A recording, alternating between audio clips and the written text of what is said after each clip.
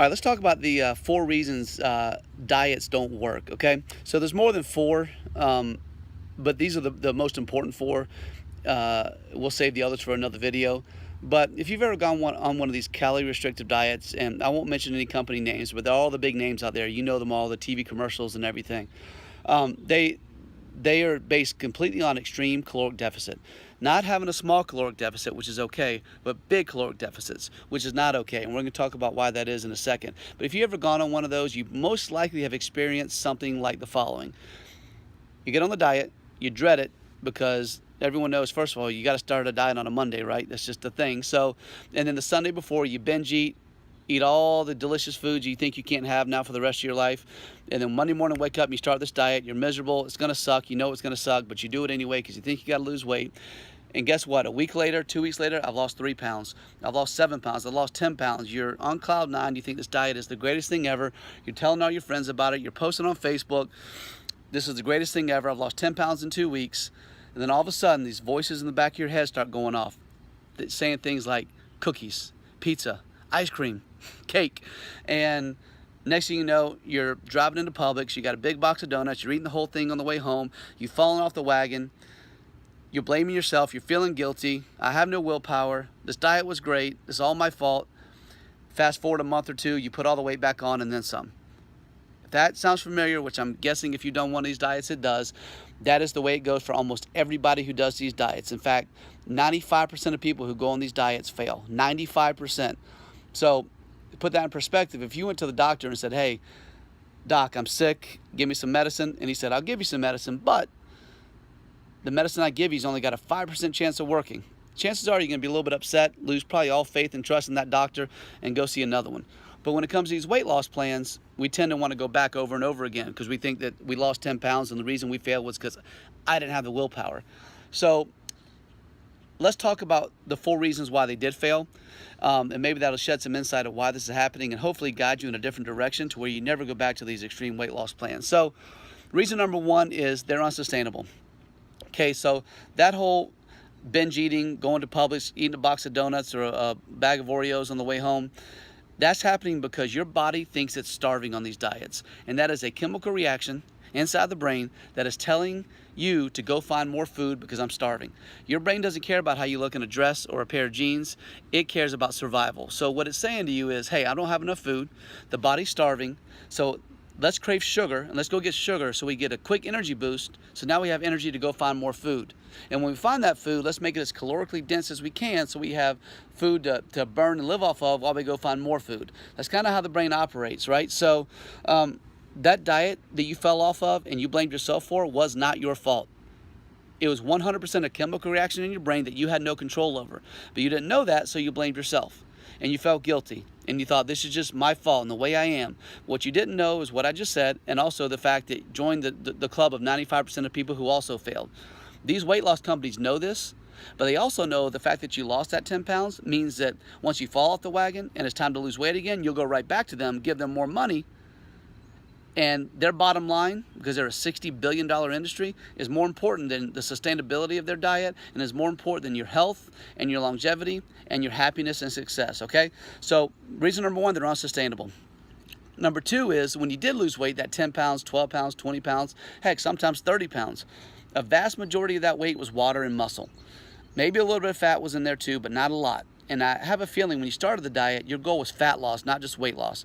Because water weight comes right back, and muscle loss is completely wrecks your metabolism. So lean muscle burns body fat, okay? And the more muscle we have, the more body fat we lose. The less muscle we have, the less we lose. So when you go on these diets and you lose all your muscle tissue, or a large percentage of your muscle tissue, now we've established that diets are unsustainable. So once you fall off the wagon, not only do you gain all the weight back, you gain all that weight back plus some, because now you have less metabolically active tissue inside your body, burning calories and fat all day because you've lost the muscle tissue.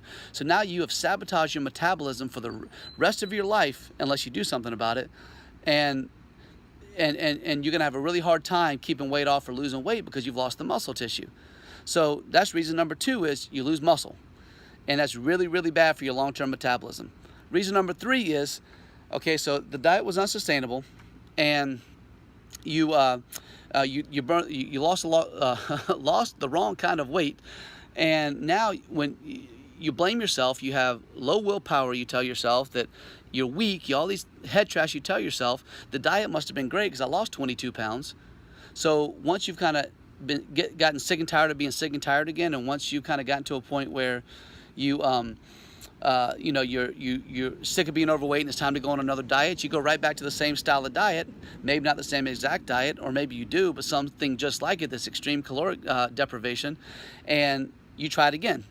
Well, the same thing happens. It's unsustainable. You fall off again. You lose even more muscle tissue because you probably have done nothing in between to address the muscle tissue you lost, and now you're back even heavier than when you started the first diet.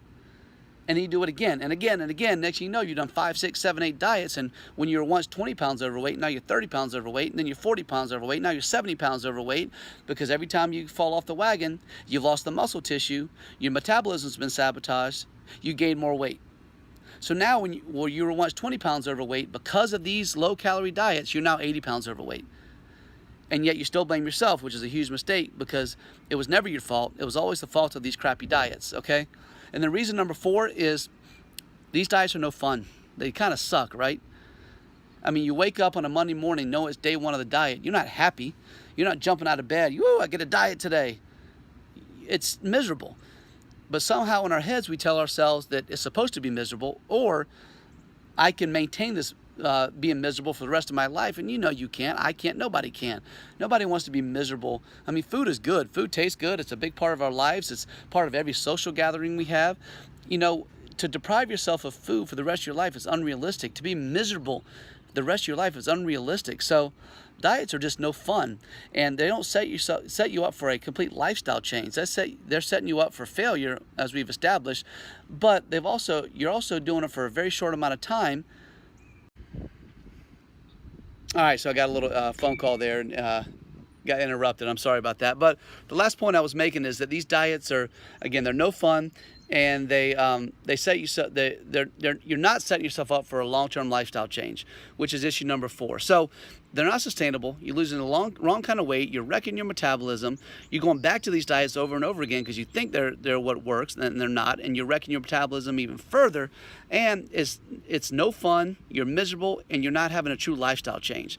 So when you add those 4 things up, you start to really realize and wake up to the fact that these are really crappy diets. This is a really crappy way to go about things.